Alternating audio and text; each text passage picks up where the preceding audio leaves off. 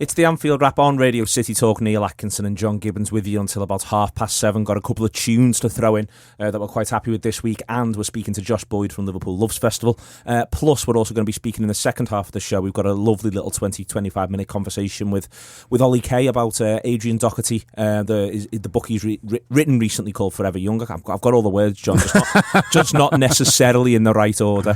So we're going to be talking about that. That's what's coming up in parts 2 and parts 3 of this show, so you know where you're up to. But first and foremost, let's talk about the fact that Liverpool closing in on Wijnaldum, John, and more and more now you're beginning to see a little bit of what the manager felt. And this is the thing that interests me. You know, he talked all the way through last season about wanting to get time with his players on the training field. You don't solve everything on transfers, he said, but one thing you can't do, and I keep saying it, but I am going to keep saying it because it's a truism of football. It's very, very difficult to make Adam Lallana run faster, whereas it is more straightforward to go and buy another player who can run fast. Yeah, there's a couple of things that he does. He runs faster, and as you say, that's a very difficult thing to train. Both him and Mane. Yeah, and also in terms of having kind of natural finishers, if you like, or natural scorers of goals. And I think using Lallana again as the example, you can work on him on getting him into better areas, and you can work on him in terms of, you know, arriving into the box more and just being around the box more. But some players are just natural for, some players arrive well, some players have just got that instinct that they want to get forward, all the time, and they want to be in and around the box. Whereas for Lallana, you just kind of, someone, it feels like we're picking on him now, but for some of the players, they'd rather be threading the pass, and they'd rather be the one who's supplying it, really, and they'd rather be doing the quick 1-2s, and that's fine. There's a place for that in football, but it just felt we had a little bit too much of that last season, and there wasn't quite enough variety in our attacking players, and then it was all a little bit one pace, and they were all quite similar. Whereas they've signed 2 now that are very different to kind of what we've had before, and it'll certainly give the manager options. You saw, for instance, in the friendly against Huddersfield, you saw Mane get through on goal. That's how he wins the penalty. It's direct run. It's a lovely threaded through ball from Coutinho, and you're right to point that out, aren't you? That at times last season you felt as though Liverpool had a lot of players who were looking to play the pass, and no one who's really making the run that demands the pass. So if anything, it should help, for instance, Lallana, if he can be part of a more balanced attack where there's a couple more who are looking to break the lines, and a couple who he can then be one of the ones who's looking to prompt and thread. Yeah, if you've got more goal scorers in the team, then other people's numbers will shoot up, and you can talk about people's certain numbers not being good enough, but you know, you've seen from Phil Coutinho, when there's movements ahead of him, you know, his assist numbers are kind of sky high, really, and they only drop when you put him up front with Lambert, you know, and things like that, and it's more difficult for him because he's not used to playing with that sort of players. So I think it'll benefit, you know, the lads who we've got at the moment to have this variety and to have more pace and more attacking threat, really, and as you say, direct threats as well. And it was great to see Mane. Mane was probably the right of the three on the forwards, but he was quite happy to come through the middle. He was quite happy to be furthest man forward, and that's good to see, really, because we didn't see much of that. You know, quite often playing 4-2-3-1. Last year it was very much a 4-2-3-1, and it was quite rigid, and the one was often isolated. It was Sturridge or Origi, and even when it was Firmino, he still felt a little bit isolated, really. Mane, it looks like someone, and hopefully Wijnaldum will be the same, who's quite happy to break through the lines. He's quite happy to say, oh, okay, I'm sort of playing this position, but really I'm 2 or 3, and you're going to have to watch me. I think again, another player who I think that'd help could well be Daniel Sturridge. We've talked in the past, John, and you've written for the website, wrote very well for the website, even though I sort of partially disagreed with it, but that's allowed. There's something about Sturridge wherein, you know, he does, and he has even in 13-14, you know, he does like to drop deep, he does like to pull to flanks. Well, one of the issues that he sort of had was that the players who were playing behind him, with the possible exception of Firmino last season, they weren't that comfortable with the idea of filling the space that he leaves. Yeah. Whereas now, you know, you feel as though Wijnaldum might well be. This is one of the reasons why I think it'd be good for Liverpool to get Henderson back, because he does love to, he loves a burst forward, Henderson, even if he's lacked the composure at times last season to stick the ball in the back of the net. Mane wants to fill that space. Wijnaldum might want to fill that space, you know, and then there's another couple of lads knocking around who may well be more comfortable with the idea of, well, let's just go and let's have this idea that we interchange a little bit more, and not just the idea of, oh no, now suddenly there's loads of us all in one space, which is what was happening. Yeah, exactly. I still think Sturridge was a little bit too deep when he came back last season, but the problem mainly was, as you say, he was dropping deep, and so you suddenly have 4 attacking midfielders when 3 was, you know, looked like too many. Yeah. And, you know, there's another guy there, and it can all get a bit kind of, well, and what, you know, you pass it to each other nicely, and you're feeding it through, but then you look up and there's no one there. And even if Sturridge holds his position a little bit more, he's still going to be pulling wide, because you don't want your striker just standing there. He's still going to be pulling wide. He's still going to be looking for space. He's still going to look to get involved in the play, and I'm sure Origi be the same. If it's Origi he goes for, Origi loves running channels. Origi loves testing full-backs out. He loves getting into that space, and so when he gets into those positions and he looks up, you need to have men in the box, and you can kind of look a bit silly if you're a striker if you're doing that, and you can think, well, why isn't he there? But he's doing his job in creating space and testing defenders and being a bit unpredictable, really, and you need people filling that gap. And too often those guys who were playing behind him weren't doing that last season, and you hope that's there. And it just makes you play a little bit more unpredictable, really, and that's what you want. Defenders hate that. Defenders will be delighted if they've just got one fella to think about, and I'm marking him and everything's in front of me. And we got that a lot last season as well, where for defenders, for big defenders, everything was either in front of them or up in the air, and they were able to deal with it and they were able to see it all. You start turning defenders with pace, and then there's other guys surging forward from midfield who they weren't expecting. It becomes very, very hard to defend. But you also, I think we've seen that a couple of times though. Grujic, for instance, he scored 2 now in these pre-season friendlies. But what was noticeable when it's a great ball from Firmino, I think actually don't think the ball's had enough praise in that he's got 5 options and he picks the right one. Yeah. We know he picks the right one because the lad sticks it in the back of the net. Yeah, it's easy. It's cheating. But what I mean by that is that he's got 4 or 5 options in there, and that's something which at times you didn't see enough of last season. It's Mane who's fed him, so Firmino's on the ball. He's theoretically playing, leading the line, but he's able to look up and suddenly there's numbers. Yeah. And when there's been a lot of talk of work that Jurgen Klopp might want to do on the training pitch, one of the things that sort of occurred to me at times when I was watching Liverpool last season, this isn't being wise after the fact, but it may well be the idea of, right lads, this is when we go. I think Liverpool have looked really good at winning the ball back at times last season. You could see how the press works, but also then the idea of, no, this is when we just go, when we just know that there's some sort of trigger, someone's done the right thing and suddenly we're alive and we're moving in this direction. Yeah, and there's coaching, as you say, and there's instructing the team, and there's getting players in who naturally want to do that, and obviously it becomes a lot easier when they're ones who naturally want to do that, because then you can work on, okay, well, this is the timing, okay, well, this is when we do it, okay, this is how we win the ball back, to allow us to create these situations where we're flooding the opposition, and so that does become easier for a coach. And I don't think we should just presume that Jurgen Klopp can create miracles out of anything. He still needs the right ingredients, like any manager does, and I think we've seen that this summer in terms of, okay, well, the kind of players he's gone for hopefully suit the style he wants to play. Hopefully we'll be able to perform. And the kind of players who are leaving or trail to leave, for instance, it looks very likely that Alan's going to leave Liverpool. And that says as much to you about how he wants to play as anything, because you can argue all day over who's the better player, Joe Allen or Grujic, and they'll probably be more on the Joe Allen side, maybe in terms of world football, in terms of looking at what they've done. But if they're not doing what he wants to do on the pitch, and that's a hugely specific thing, I think, when it comes to Jurgen Klopp, possibly more than the most managers who are maybe a bit more pragmatic or whatever. Jurgen Klopp's got very clear ideas about how he wants to play football, and so if the guys coming in are fitting more into that, then we're more likely to see that, and then he's more likely to kind of buck the trend, because that is what he needs to do.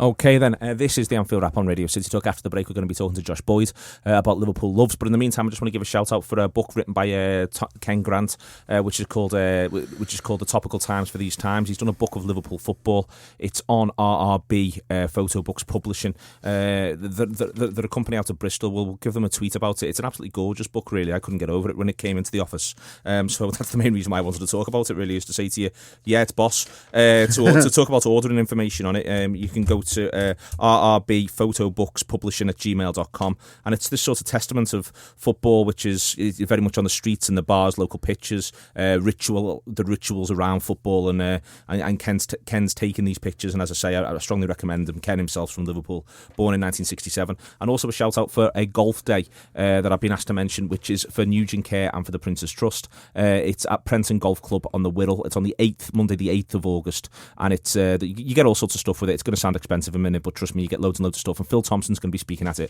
That's the Liverpool connection, and it's to enter a team of 4, it's £350, but those people who like golf, they like that sort of thing. You get loads and loads of food, the full 18 courses, obviously speakers, prizes and presentation. If you Google it, we'll tweet a link out for it as well, but if you go to there's a People's M Duckworth at nugentcare.org if you want to try and book some places on that one. It'd be fantastic if you can do so. Okay, in a second there's Josh Boyd, then there's Ollie Kay. This is the Anfield Wrap Wrap on Radio City Talk.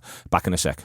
Welcome back, Radio City Talk, the Anfield Wrap. Talking to Josh Boyd in a second, and then we're going to be talking to Ollie Kay about his book about Adrian Doherty. It's absolutely fantastic. But before then, Aerosmith, Loving an Elevator. Why not, John? Why not, indeed? That's Loving an Elevator here on Radio City Talk with Neil Atkinson, with the Anfield Wrap, John Gibbons, and I've got Josh in front of me from Liverpool Loves. Josh, what's your surname? Boyd. B-O-Y-D. Excellent. I didn't know that, Josh, but I'd forgotten that piece of critical information. Spelled it for you as well, just in case. Yeah, I like that just for the listeners there as well, in case they were struggling with Boyd. Don't look me up. He's come in to talk about Liverpool Loves with us, not to talk about Aerosmith, although he can do if he likes. I mean, we've talked before, Josh, in the past about Liverpool Loves, but why don't you give the listeners a brief précis of what it's about? So basically, we set up Liverpool Loves last year to celebrate everything that's brilliant about the city. So basically, we as an event organisation have been involved with a number of large-scale projects in the city over recent years, including Liverpool Pride and Basilica Festival and some big stuff that's happened. So you have busy summers. Busy summers, lots of people. We've actually got 3 festivals in 4 weeks this year. I don't know who decided that was a good idea, but it definitely wasn't me. So Liverpool Loves is essentially a showcase for the city. So it's across 3 days from the 4th to the 6th of August on the pier head. It's all free to attend. Essentially, it's a brilliant day out for everyone, really, for families, for young people. There's a programme of 5 live music stages. The main stage is being hosted by Jay Hind from The Guide during the afternoon, with some brilliant acts like the Hummingbirds. Into the evening, then Dave Monks from BBC Radio Merseyside is hosting the main stage section. It's tough to get Monks all day. It is. He's only an evening person. He's a night owl, I think. So yeah, we've got him for the evening. So we've got T Street Band headlining. They're good. Brilliant. Scousers as well. And footy fans. And we've got some other brilliant acts like the Wicked Whispers and Night Cafe, some really good emerging acts that are sort of going to John's really a big fan of Night Cafe. You saw them recently, didn't you, John? Yeah, I saw them at the Park and they were brilliant. So I tried to get them for our stage, actually. the main stage nicked them. I pulled them on you, didn't I? Yeah. Josh pulled rank. Really good emerging local lads. Yeah, really exciting band. Brilliant frightfully young. Yeah, I know. But yeah, I know. I'm 25, but even I feel like an old man now. So in addition to that, we've got the rider stage, which obviously, John, you're involved in. Do you want to talk a bit about your lineup? Or? Yeah, I mean, I made up with the lineup. Yeah, I am actually. I'm made up with it as well. I am made up as well. We got involved last year, the first time. Did that under the Dovedale Social, and it was the first year. And I just really wanted to get involved because I really like Josh and the team at Auburn. We get on well, and so I kind of threw myself in because I really believe in what feeling the doing. love, yeah. Just what they're doing and kind of why they're doing it. It is a great festival, so Made Up, they kind of asked me back. I must have been doing something right, so I kind of put the event out to a few bands I knew, and everyone said yes, which was just shows what a good event it is and how good it was last year, because everyone wanted to be involved, and it was really easy to kind of put a really, really good lineup together. So I was made up, really. So we've got the Ragamuffins on first, which are an amazing pop band, fantastic to get them, and it'll be a really good start. We've got Joe Symes and the Loving Kind, who are doing really well internationally at the moment. They're getting a lot of love over in America, getting a huge amount of plays over there. So really, really pleased about them. We've got the Bad Habits, who are really young band from Highton.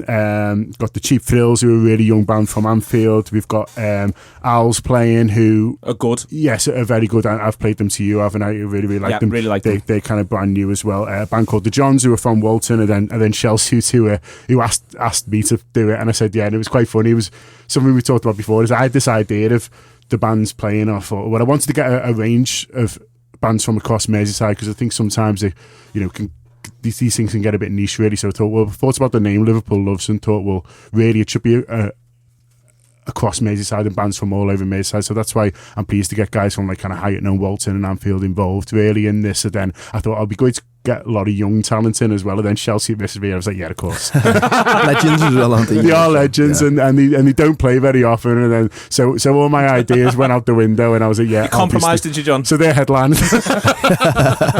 You've also got some other stuff in there. You've got Greg Wilson, for instance, doing some DJing. Greg's fantastic, but again, practically legendary.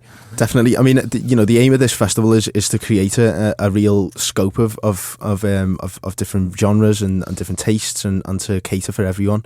And I think, having people like Greg and even, Bernie Connor, who's also a Liverpool legend as a DJ, maybe not the same profile as Greg, but equally talented and very knowledgeable, and a lovely fella as well.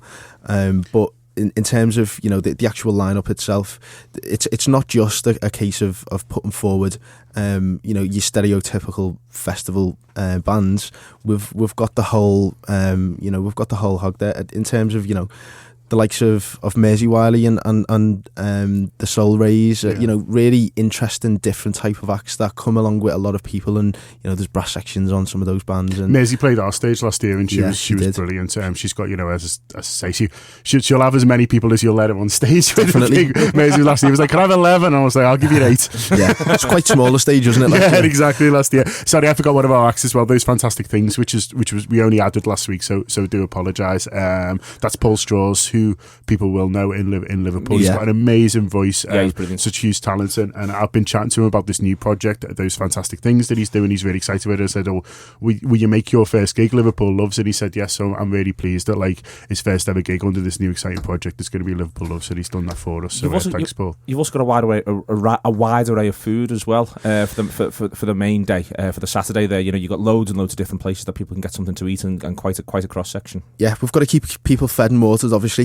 And with it being a free event, we feel like the main thing that we've got to wrap around that is enough to keep people on site, and definitely there's an amazing selection of different types of cuisines, local independent restaurants. We've got in addition, I just want to go back to the stage programmes, because there's a couple of things that I did miss out from that but are really relevant. Obviously people will probably know Merseyrail Soundstation. That is a platform for really emerging acts to sort of get out there for the first gig, so they're doing a pop-up on site again. A new addition for this year's programme is the Bar Funk stage. Bar Funk is going to be actually in like a big inflatable structure, but in there the Liverpool Soul Fest are doing a daytime programme of live acts. Some brilliant local artists on there, and some people visiting from outside of the city as well, so it's definitely one to watch. And in addition to that, there's a new event coming this year in October called the Liverpool Disco Festival, which I think has changed from Camp and Furnace to somewhere else in the Baltic. But again, what this festival offers is a platform for these types of people to get out there and really promote what they do, and definitely it's because there's a wide array of different things. The programme really is expanded and growing as time rolls on. In addition to that, there's the Culture Box stage, which during the day is a lot of international culture. You've got the likes of the local Chinese community. There's going to be samba bands. There's a bit of something for everyone, really. But yeah, going back to the food, I mean, the main thing for me is the ale. Don't know about anyone else, but we've got a craft beer bar on site. There's plenty of cocktail stands, loads of brilliant street food. There's also a festival market, so if anyone fancies doing some shopping down there's crafters and there's producers, and there's just basically lots going on. And finally, to wrap around that sort of going out vibe, there's also a lot of family friendly activity. So if there's anyone out there that's looking to come down with kids or parents, aunties, uncles, whatever, anyone's welcome, and there really is something for everyone. Okay, that's pretty thorough, John. Yeah, it's a lovely day. It's a lovely festival. As I say, I'm pleased to be involved, and delighted to be involved. And everyone just come down, get involved. There'll be something for you, and it's just a really nice celebration of Liverpool. And support your city. That's what it's all about. Exactly, and it's going to be sunny. It is the 4th, 5th and 6th of August. The 6th, what we predominantly talked about there. The 4th, 5th and 6th of August, though. Pop down and have a look on the Thursday and Friday if you've got some time and you're on your dinner or something from work. Be loads to get stuck into. And it's down at the pier head. You can't miss it, really, when it's happening. You'll certainly hear it. You'll hear it. The main day is Saturday the 6th of August. That's the big festival day. Last year was 27,000 people. So, come down, support it, and maybe we can get a few more this year. Excellent stuff. 27,000 to beat. Huge thank you to Josh Boyd, BOYD, if you just want to double check that as we go right the way through. This is the Anfield Wrap on Radio City Talk. After the break, we're speaking to Ollie Kay about his book about Adrian Doherty. Don't go anywhere, it's magic. Welcome back to the Anfield Wrap on City Talk. Neil Atkinson and John Gibbons with you for this part of the show, and we're delighted that over the phone, interrupting his holiday, but then, John and Arthur's work and that, it's all about publicity, this game these days, mate. Ollie Kay's joining us to discuss his book Forever Young, which is the story of Adrian Doherty. Is it Doherty or Doherty, Oliver? That's the one thing I wasn't sure on. Yeah, nor was I until I'd done about 5 radio interviews plugging it, and his family politely pointed out that it's kind of dirty. but I've been saying that it's Doherty all along, and I'm finding it hard to break that habit. Okay, well, we'll stick with that. I'm happy enough. So we've got Ollie Kay to talk about his book Forever Young, about Adrian Doherty, and I want you to just do as a brief synopsis, Ollie, before I think the book throws up a number of issues, and that's why we wanted to get you on to talk about it, because it's not simply this story; it's about how football deals with people who don't quite fit into the norm. But if you tell the story for those who don't know the story about Adrian and Adrian's life, and then we'll begin to sort of look into that sort of stuff, okay?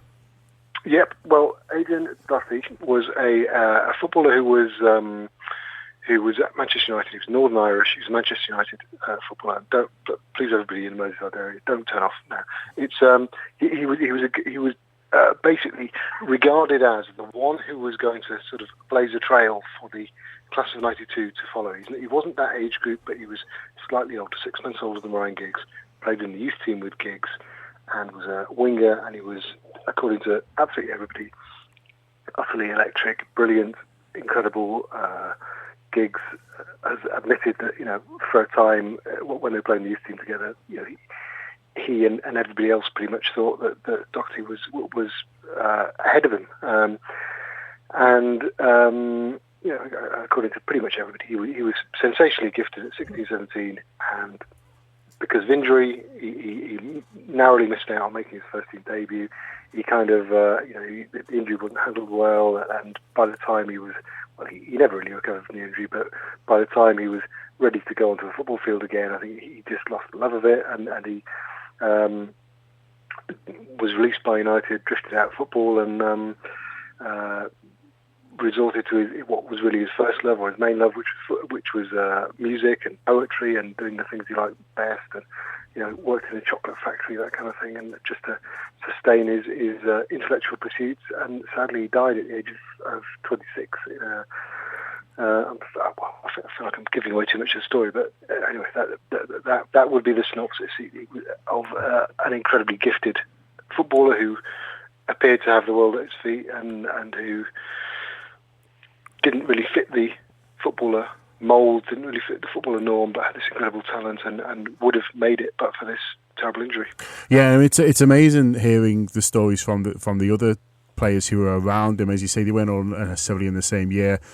Ryan Giggs is in the book talking about how Doherty was more consistent than him. He said, he could have good games, but Doherty, he never gave the ball away, and for a winger, that's phenomenal. And I thought that the comments from for Gary Neville were really interesting as well, and really kind of summed this player's obvious talent up, in that he said actually he was scared by how good Adrian Doherty was, because when you're a youth player at a football club, you're looking at all the other people above you and thinking, I want to aspire to be as good as them if I need to make it. And he's looking at someone like Adrian and thinking, well, it's impossible for me. So he was actually scared by how good he was.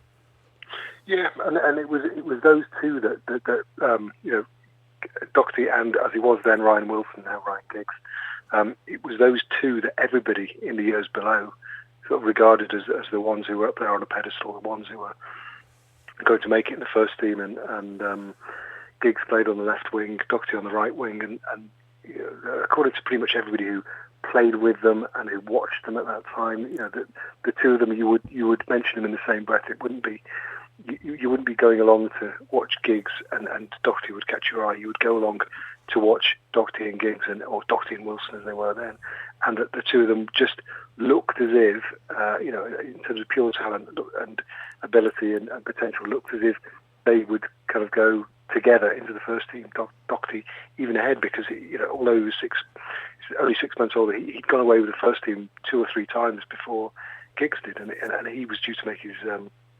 He was due to make his debut in an injury crisis in March 91, February, March 91, and got injured the the week before, and then it was Giggs who made his debut, and Giggs' career went in one direction, Doherty's in a very different direction.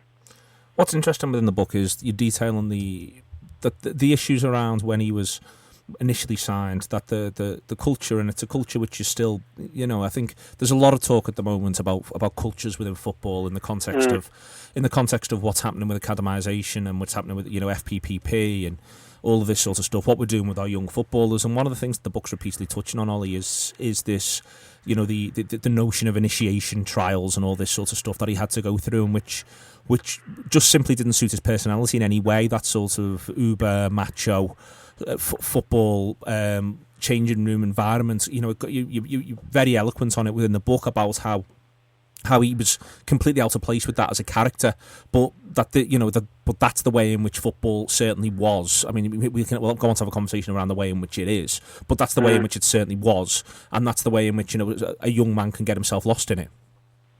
Yeah, and it's it wasn't specifically about all that initiations business and the pranks and the kind of rituals, humiliations, but he had issues with homesickness. He didn't particularly like the training, which he felt was a lot stricter and more serious and more rigid than everything he'd known before. And he was a guy who liked to play football for fun, really, and spread fun and enjoy himself on a pitch. And he felt that was being sucked out of it a bit once he went over there, and it became his job. But the whole initiations thing is interesting because the stories themselves are probably not that new. A lot of them, the ones about people having being stripped naked and put on a masseuse table or a treatment table and having the club badge daubed over them with a wire brush, or having balls kicked at them at the bare backside, or being sort of, all this kind of thing. It sounds dreadful, but it's always been presented. I mean, that stuff's never been a secret. Gary Neville's talked about it in his book, and David Beckham likewise, Robbie Savage, or Ryan Giggs. All of these players have talked about it, but it's always been told from the point of view of the players who've come out the other side. Yeah. So it's always been told as, and it was brutal, but looking back, it did help toughen me up. Now, if you look at it the other way, there are an awful lot of lads who didn't come out the other side and who felt that 2-year apprenticeship or 1-year apprenticeship was brutal, was not an enjoyable experience. And I spoke to a number of other players who felt that it was just horrible, and not just that, but just the culture around football at the time. It was dog eat dog. The reserve team players would have a sort of slightly vindictive attitude towards the apprentices, and then the apprentices would become they would step up and perhaps do the same tricks and worse on the next group of apprentices. And I speak to Paul Scholes, and he said it eventually got stopped around our year, his year, which was slightly after Adrian, because some kids' dad or parents found out about it and complained, and it took for that to happen, for it to stop. And I'm not saying that was unique to Manchester United. It wasn't. It was. I've heard worse since then about other clubs. And it's looking back, it's easy to see why, in the eyes of one of the other lads who was in that year, some of them crumbled a bit. It's not just about who's got the most talent. It's about really sticking through what can be pretty horrible circumstances, and particularly when you're a kid who's away from home, a very young 16, and wet behind the ears, and probably wondering what on earth you're doing there, and what this sort of dream of professional football career is actually in reality. Okay, this is the Anfield app on Radio City Talk. We're just going to go away, play some David Bowie. Golden Years now for a second. It's good news, isn't it, John? We'll have more from Ollie after that. Here's David. David Bowie there with Golden Years. Still got Ollie Kay on the line, made up to having to talk about Forever Young, the book he's recently released about Adrian Doherty, football's lost genius, it says on the front. And there's, we were discussing the difficulties around apprentices, and you were saying about how, Adrian's quite sensitive, quite wet behind the ears, and that's one of the things that comes through in the book, really, is the way in which he's different from certainly the perception of the way in which we see our footballers. There's you detail in the book the fact that he loved Bob Dylan, loved poetry, loved music. That was really what got his attention. There's a nice line I think that Giggs didn't know who Bob Dylan was, whereas Adrian was a huge fan. Yeah, and I mean, he had gone over there as a guy who growing up in Strabane, Northern Ireland. His dad was a massive Dylan obsessive, and he inherited that, I think, from his dad. And but he also, once he was sort of in digs in Manchester and sort of holed up with staring at the walls all afternoon and all evening, he just absolutely immersed himself in music, and not just in listening to it, but writing music, writing poetry, and that's not normal, is it? And it's normal for a 16-year-old professional footballer at Man United. It's certainly not normal for him to go and play in the A team and star alongside Ryan Wilson, Giggs, on a Saturday morning, playing against Liverpool or Everton or whoever, and then go along to Old Trafford, pick up his complimentary tickets, give them away, whereas the rest of the team, the rest of the A team and youth team would be watching the first team. He would give his tickets away and just take his guitar into town and start busking outside the Arndale Centre. That's what he routinely did on his Saturday afternoons. And when Ferguson would have these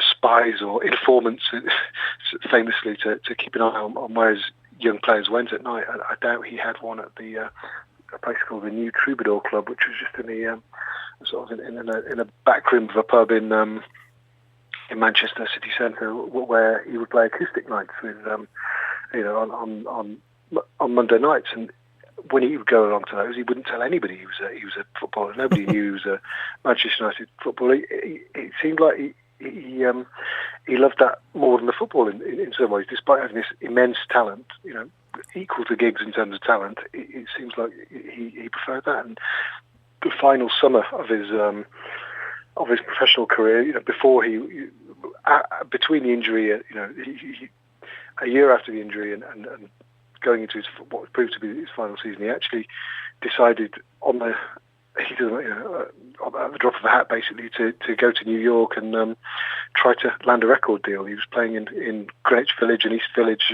all summer, and all these open mic nights and stuff like that. And I think that just took over from the football, and it's this, it's all this kind of thing that made me realise, it's not just a typical kind of footballer doesn't make it story. Yeah. He's a pretty extreme footballer, doesn't make it story. Pretty extreme personality, a brilliant footballer and a brilliantly gifted guy in other ways, and became more interested in what he could do in music and in poetry than what, sadly, because of the injury, he couldn't do in football.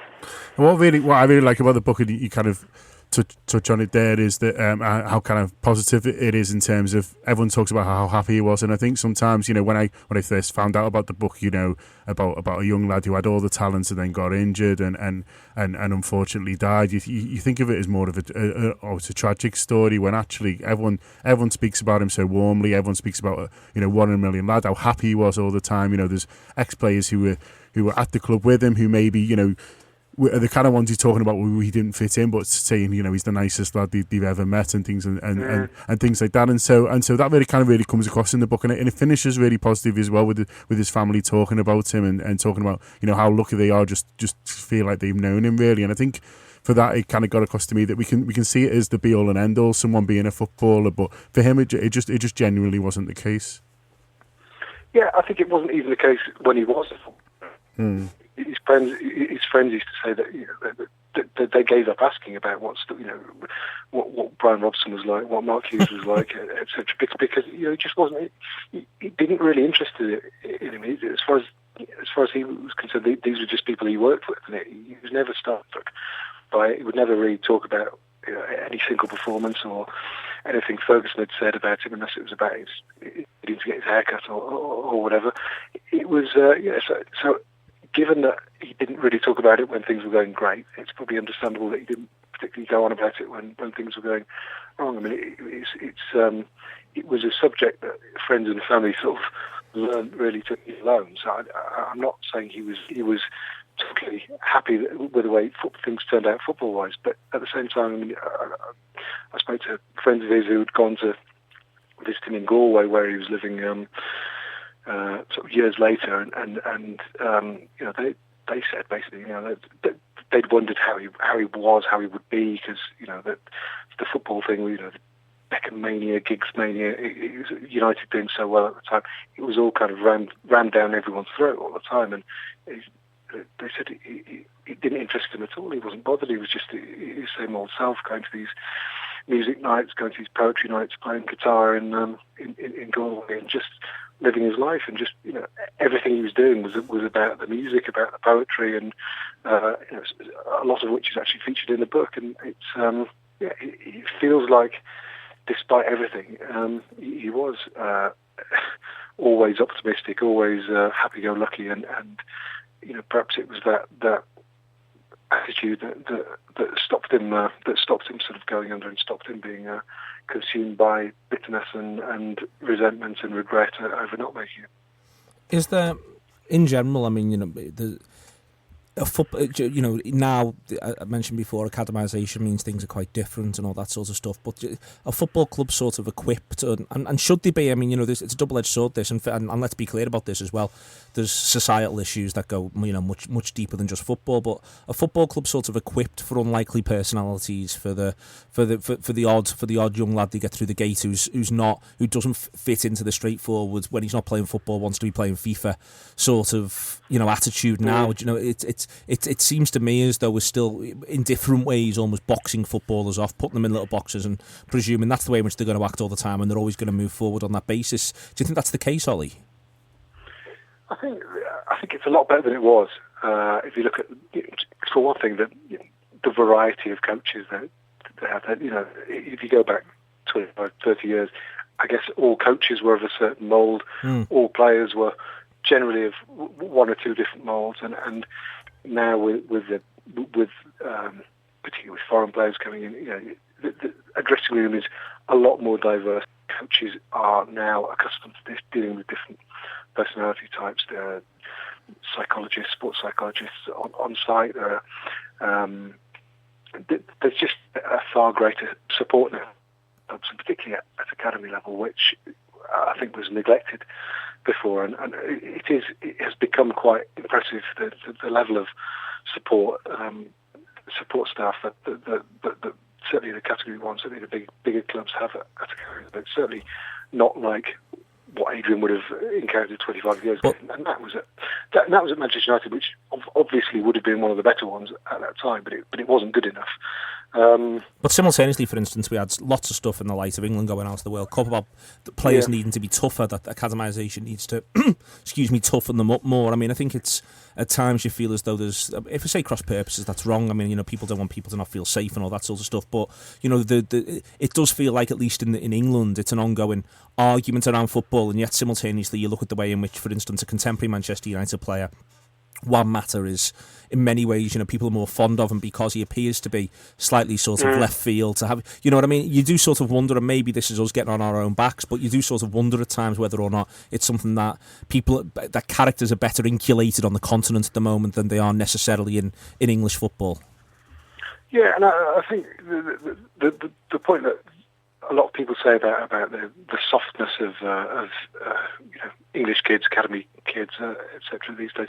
I mean, they often don't go in soft, do they? They often they're from, you know, tougher states and the toughest parts of England, parts of Europe, and it's often they come out the other side a little bit as if, you know, you talk about racehorses and having their noses stroked all morning before they go out training and go out racing, and it softens them up. And I think the way things are in football club academies, they do get softened up to a degree. They do get money, they do get rewarded before they've done anything, and it does kind of blur priorities. It does to them becoming pampered, and I know a lot of the people, I mean, we've gone way away from the book, but go back to the England disintegration at the Euros against Iceland. I mean, people were saying, "Oh, it's because of the pressure they were under." I think it's actually because they've never really been under any pressure.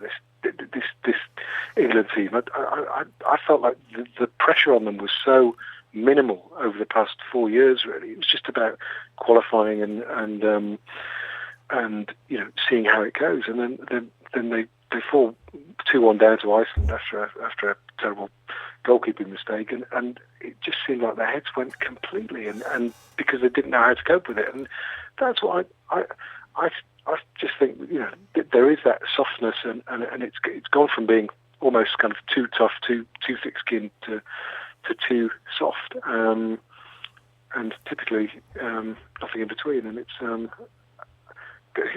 going back to Adrian Doherty, he was known at Manchester United as being, very fragile. Well, not fragile, but very soft, gentle kid off the pitch, but hard as nails on it. And I'm sure a lot of the academy kids who are coming through now are the other way. They're hard as nails off the pitch, and they're soft on it, and they don't have that kind of courage and bravery to demand the ball and take responsibility. And that, funny enough, is the thing that people like Sir Alex Ferguson, Ryan Giggs, even Brendan Rodgers, who actually played alongside Adrian at youth team level for Northern Ireland, they all talked about him being a guy who had this incredible skill, but also this incredible bravery, courage, would just take risks, would always take responsibility, would be happy to get kicked, wouldn't be scared of things, of getting things wrong or making mistakes. And I think people have said he was Sir Alex Ferguson, or Alex Ferguson's perfect player, ideal player. That was Ryan Giggs' view, and it's probably going back to the subject, it's just a shame we never saw him, because I think he would have been somebody that, even if he wasn't somebody who would have played for 10, 20 years like Ryan Giggs, he would have been somebody who illuminated the First Division scene as it was then, however briefly. I think it would have been spectacular. Okay, Ollie, the book's been remarkably well received. It's called Forever Young. It's the story of Adrian Doherty. Lost football's lost genius, and as I said before, it's beautifully written. And you must be very proud of it. Very, very, very briefly before we let you go, and we let Liverpool get on with its life. Yeah, I'm delighted with it. Delighted with the way it's been received, but not so much just reviews or anything like that. It's just nice that I think a lot of people have kind of identified with it. Even footballers who have got in touch with me, footballers that I'd never heard of, saying, that you've captured what it was like back in that day, and I'm glad I've done it. Put it that way. Excellent. Thank you very much, Ollie. Thank you very much to John Gibbons. This has been the Anfield Wrap this week. We'll be back very, very soon.